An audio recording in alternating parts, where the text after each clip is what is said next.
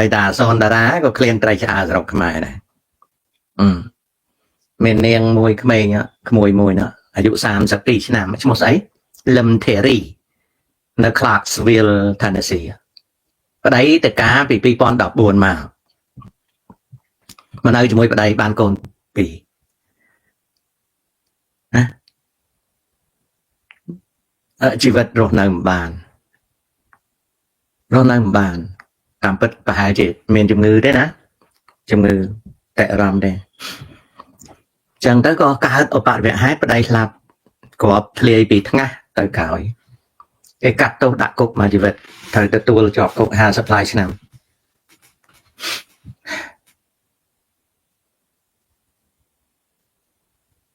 អាណិតទាំងអ្នកស្លាប់អាណិតទាំងអ្នកជាប់គុកអាណិតទាំងកូនប៉ុន្តែត្រូវដឹងថាម៉េចបានខ្មែរយើងទៅទេអញ្ចឹងតាមមើលមុខមើលមាត់នាងនឹងមានបញ្ហាតែធ្វើម៉េចបើយើងអត់ដឹងថាយើងឈឺណាហើយក៏វាឆ្លោះឆ្លោយកើតទៅជារឿងហ្នឹងអាចថាជាប់គុកហ្នឹងល្អទៅវិញក៏មិនដឹងជួនកាលគេឲ្យនៅគុកហ្នឹងទៅហើយគេជួយឲ្យរស់ទៅព្រោះគេអត់ដាក់គេអត់ប្រហារអីទេអាចនឹងអញ្ចឹងបើទៅនៅជាមួយម៉ែហ្នឹងអាចងើបឡើងកម៉ែក៏មិនដឹងពីព្រោះតាមមើលទៅឈឺទេហើយចៃដន្យនេះម្ដងហ្នឹងមិនដឹងជាមានអ្នកណាជួយបកប្រែយ៉ាងណាអីយ៉ាងណាហើយគ្នាមានលុយមានកាក់រក defend attorney អីក៏គាត់ក៏មិនដឹងវាកំសត់ណាដល់កំសត់ទៅគ្នាក៏អង្គុយជាងោទៅហើយឮសូវថាគ្នាបានចុះហត្ថលេខាលើសម្បត្តិមួយថាមិន testify in court ទេទុកឲ្យមេធាវីការក្តីអីចឹងហើយមិនដឹងថាមេធាវីនឹងគ្នាយ៉ាងម៉េចហ្នឹងហើយណាហើយមិនដឹងថានាងនឹងមានសញ្ជាតិហើយនៅទៅការឆ្នាំ2014តាការហើយមួយឆ្នាំឬ2ឆ្នាំបានមកទេណាមកដល់នឹងបានសញ្ជាតិហើយនៅណាអាហ្នឹងក៏អត់ដឹងណាមួយខ្ញុំក៏មិនបានស្រាវជ្រាវអីទេតែគ្រាន់តែមើលមុខដឹងថាវាមានជំងឺហើយជំងឺហ្នឹងគ្មានពេទ្យណាមើលជាទេខ្ញុំមានក្មួយកើតជំងឺស្តៀងហ្នឹងណាកុំតែអ្នកចិត្តខាងជួយអន្តរាគមន៍ខ្ញុំអីប៉ូលីសបាញ់វាអត់ដឹងខ្លួនទេវាចាប់ម៉ែវាបោកហើយដៃវាគាត់វាទះកញ្ចក់បាច់ប្រាវហើយរៀនជាប់សញ្ញាបត្រអីដូចយើងចឹងបាន college degree អីទៅប៉ុន្តែធ្វើកើតទេចេះទុំហើយចេះតែចង់ដឹងរឿងធ្វើក៏បែកធ្វើអីជំងឺទេអញ្ចឹងនាងហ្នឹងប្រហែលជាប្តីហ្នឹងក៏មិនបានចាប់ភ្លឹកហើយប្តីហ្នឹងបាត់នាំឲ្យកាន់កំភ្លើងទៀតព្រោះឃើញរូបថតប៉ូលីសគេដាក់នៅក្នុង file អីហ្នឹងមានកាន់កំភ្លើងកាន់អីហើយរបៀបមុខមាត់នាងហ្នឹងគឺមានជំងឺជំងឺនឹងមើលអត់ជាទេហើយជំងឺនឹងកើតពីណាមកកើតដោយសារយើងរងទុក្ខវេទនាហ្នឹងណាទោះបីនាងនឹងកើតក្រោយមែនប៉ុន្តែម៉ែឪនឹងកើតជំងឺហ្នឹងហើយជំងឺហ្នឹងពេទ្យគេថាអត់ឆ្លងទេប៉ុន្តែខ្ញុំសង្ស័យថាវាឆ្លងអញ្ចឹងក្មេងដែលកើតមកក្រោយហើយដល់ប្រព្រឹត្តអំពើដែលយើងមិននឹកស្មានហ្នឹងជួនកាលគ្នាឆ្លង genetic transmission វាអត់មានការសិក្សាអីទេបានខ្ញុំនឹកឃើញថាកូនហើយកូនគេកូនយើងចៅគេចៅយើងបបួលវាដូចដាក់គុណមកអញ្ចឹងតាស្រឡាញ់កូនខំប្រឹងរៀនតា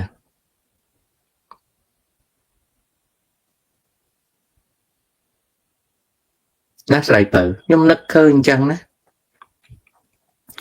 គ្រាន់តែរឿងក្មួយស្រីលឹមធីរីហ្នឹងអ្នកយកទៅធ្វើ show សុទ្ធតែអ្នកចង់ល្បី show មិនមែនចង់ដោះស្រាយបញ្ហាហើយអត់យល់ពីបញ្ហាទេបញ្ហា psychological issues បញ្ហានេះមិនមែនបញ្ហាមនុស្សម្នាក់ទេបញ្ហាក្នុងសង្គមយើងណានាងនឹងទៅលើចាញ់បារមីសក់ស ក្មួយមេសពសភាខ្ញុំធ្លាប់ខឹងនឹងក្មួយនឹងម្ដងក្មួយនឹងមិនដឹងថាខ្ញុំខឹងទេបងខ្ញុំខឹងក្មួយនឹងម្ដងក្រោយមកក្មួយដតេប្រាប់ថានាងនឹងពីដើមក្រីក្រលំបាកទើបនឹងបានល្បីទេខ្ញុំឮសូរអញ្ចឹងខ្ញុំសារភាពថាខ្ញុំគិតខុសធ្វើម៉េចគ្នាក្រីក្រលំបាកមិនបានរៀនសូត្រជ្រៅជ្រះទេបានសម្លេងបានអីហ្នឹងមុខមាត់ក៏អត់ស្អាតដែរណាមានសពសភាគ្នាខំប្រឹងកាយចំពោះកែណាថ្មិញអីមុខមាត់អត់ស្អាតក៏កើតណាក៏កើតណាក៏កើតទៅជឿអីចឹងទៅ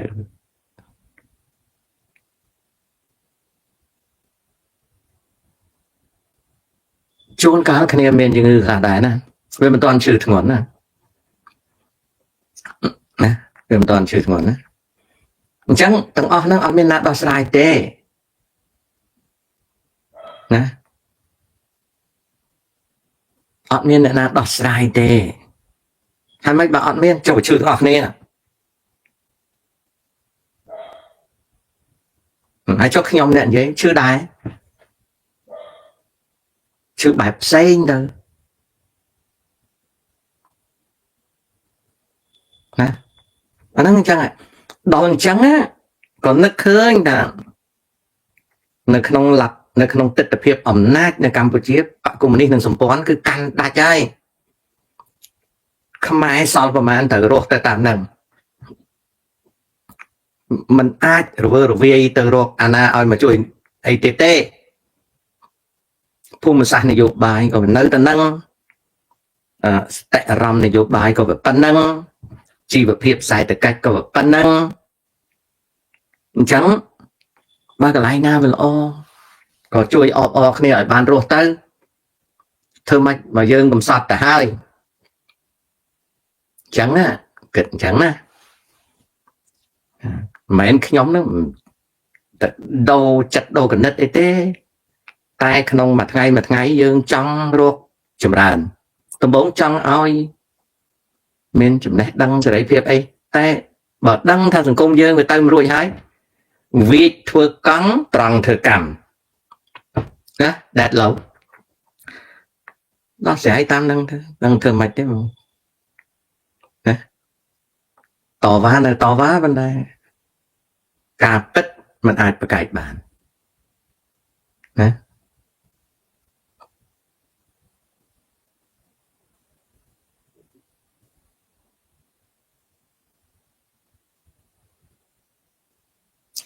គិរិរមវាតកតងនឹងកិច្ចព្រមព្រៀងតកតងនឹងកងត្រាណាកងទ័ពសហរដ្ឋអាមេរិកដែលបោះប្រចាំនៅកូរ៉េខាងត្បូងរដ្ឋាភិបាលកូរ៉េខាងត្បូងអ្នកចេញលុយ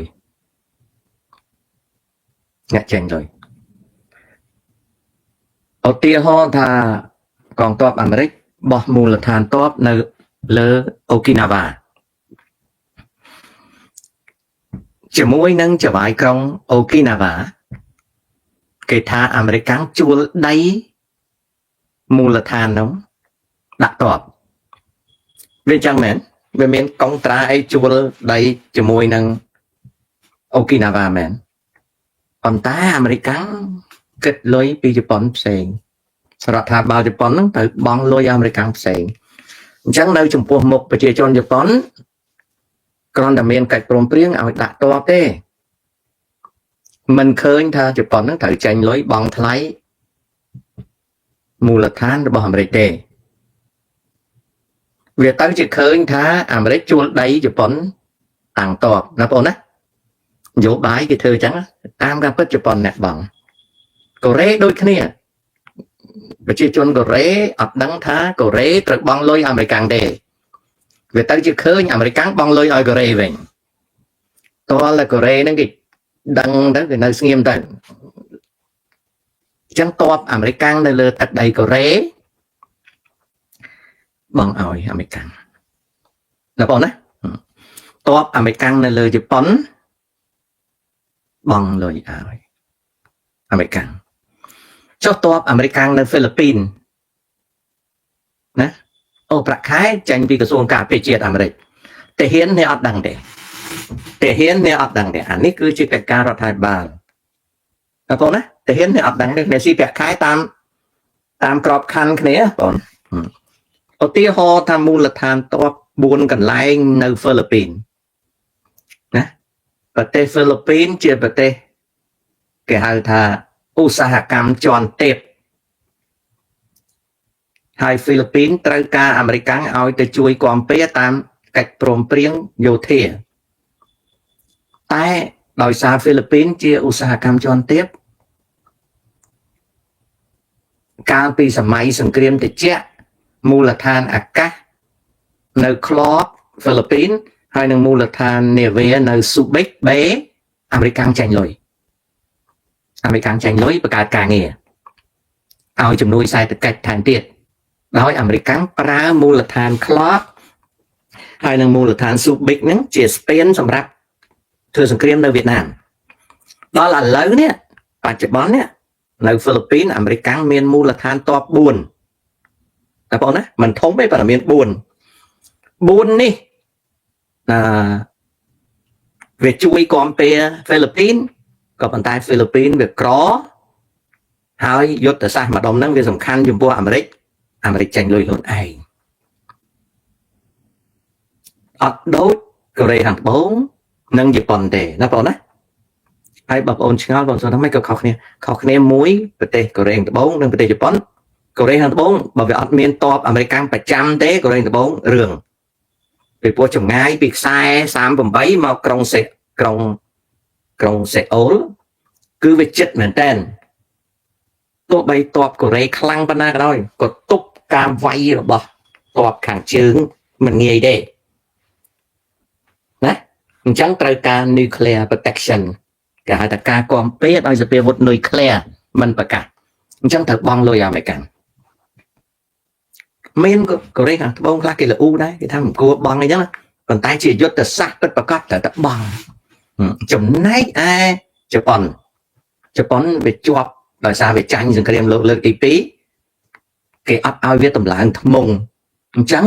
ត្រូវវាបង់ឲ្យអាមេរិកការពារវាចំណែកហ្វីលីពីនពីមុនបង្កើតតែដាក់ទ័ពធំនៅខ្លាតហើយនៅស៊ូប៊ិកអាមេរិកចាញ់លុយថ្លៃឈ្នួលមូលដ្ឋានហើយបង្កើតការងាររាប់ម៉ឺនការងារឲ្យហ្វីលីពីនធ្វើទៀតដល់ឥឡូវអត់មានមូលដ្ឋានធំទេប៉ុន្តែមានមូលដ្ឋាន4ណាបងក៏ចាញ់លុយឲ្យហ្វីលីពីនដែរកាលមុន30មេសាមុន76អាមេរិកដាក់មូលដ្ឋានយូតាប៉ាវនៅ Thailand បងលុយឲ្យថៃ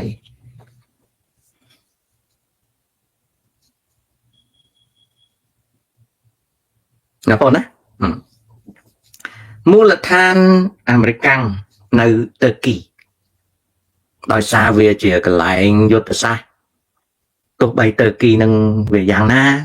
ក៏អាមេរិកបង់លុយឲ្យតឺគីដែរពីព្រោះអាមេរិកចង់ទៅជិតសមុទ្រខ្មៅណាចំណែកមូលដ្ឋានកងទ័ពអាមេរិកនៅសាអូឌីបង់លុយអាមេរិកអត់បង់ទេខុសគ្នាណាបងអញ្ចឹងចំណែកឯមូលដ្ឋានទ័ពនៅអឺរ៉ុបប្រទេសមួយជួយបង់លុយតែថវិការួមអាមេរិកវាបង់ច្រើនជាងអញ្ចឹងហើយបានអាមេរិកវាតវ៉ាណាដោយកាណាដាបង់លុយតិចអាមេរិកវាចាញ់លុយច្រើនអញ្ចឹងវាទៅតាមកងត្រាណាបង